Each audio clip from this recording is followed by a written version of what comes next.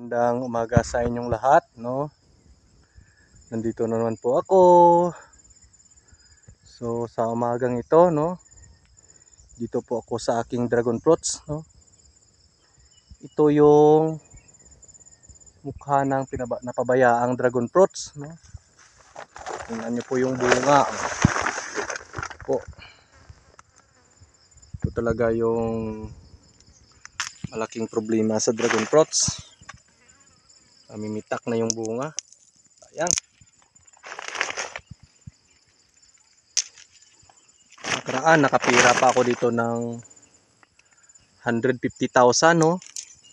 Ngayon, wala tayong dito. Ginanagapan. Punggos.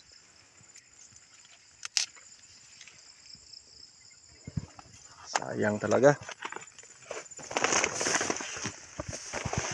Po. Napalaking logi. So po, makikita nyo po, no? Nakapokus po tayo nakaraan sa ampalaya.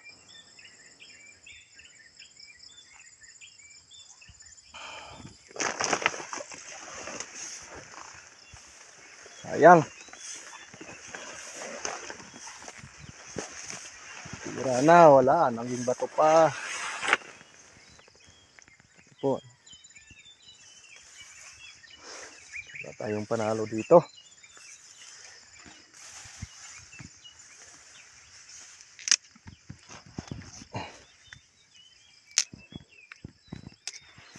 Ang kain na lang to.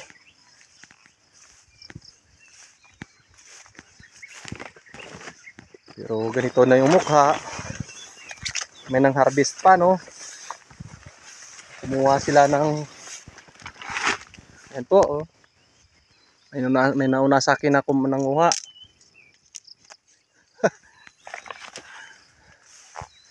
Yan talaga, pag may bunga na, marami nang may gusto.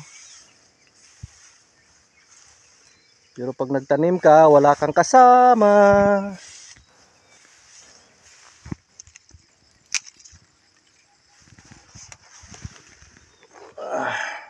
Ito, ayun na po. Wala na to. Po, namumutok na. Daga na lang yung makinabang nito. Ito, pag napabayaan, nanagaapan. Dami pa sanang bunga. Ito yung epekto ng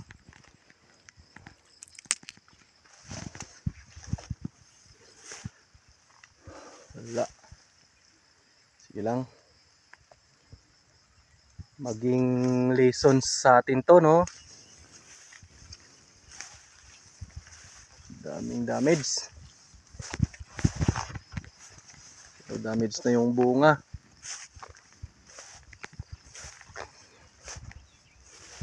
Sana naka 1 tons tayo na harvest. Ini, isang sako na lang.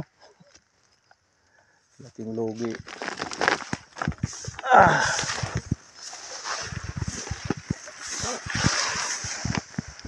Saan ang harvestin?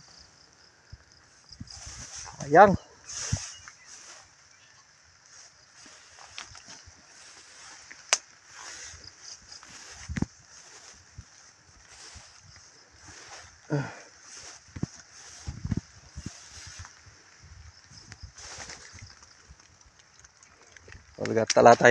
Laga talagang maasahan pag napabayaan natin yung ating tanim.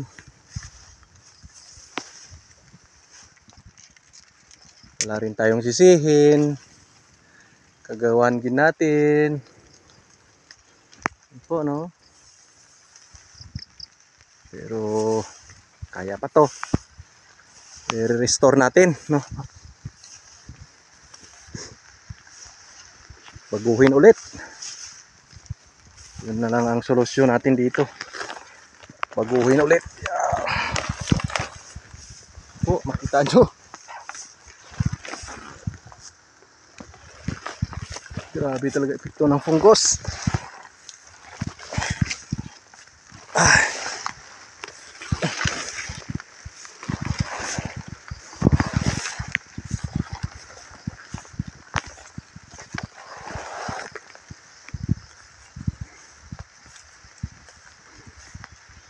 po.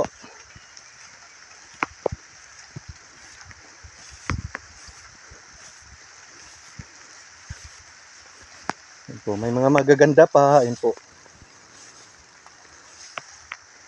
Kung makasalita lang tong dragon fruits na to, nako, makakarinig na tayo ng hindi magandang salita.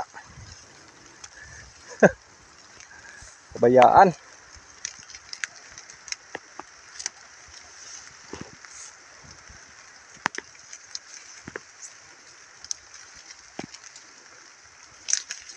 Harvest lang muna.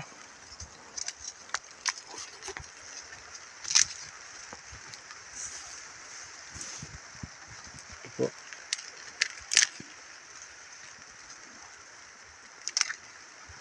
Hindi na nag-apan. Lang.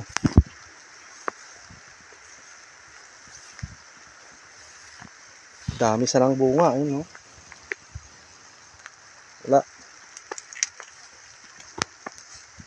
Wala nang bibili nito.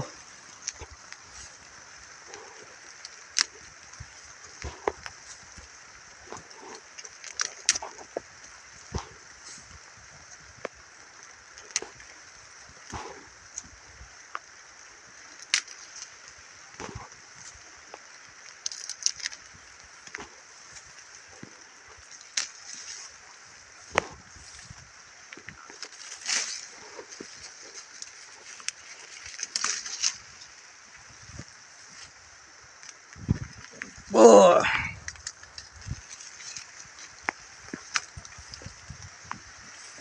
Dami sanang bunga.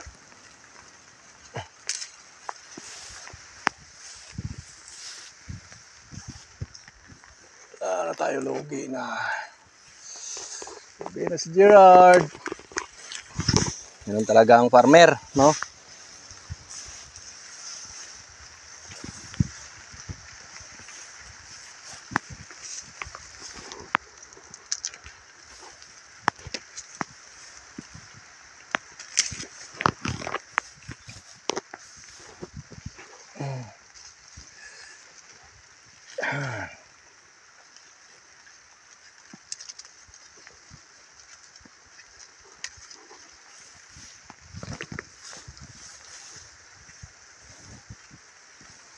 May paraan pa ba to? Sino po makatulong sa akin? Ano po yung harvest ko? Sayang. Talaga, yun po, maging leksyon po to sa inyo, no?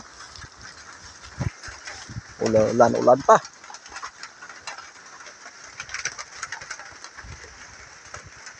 Yun po, no? God bless sa lahat.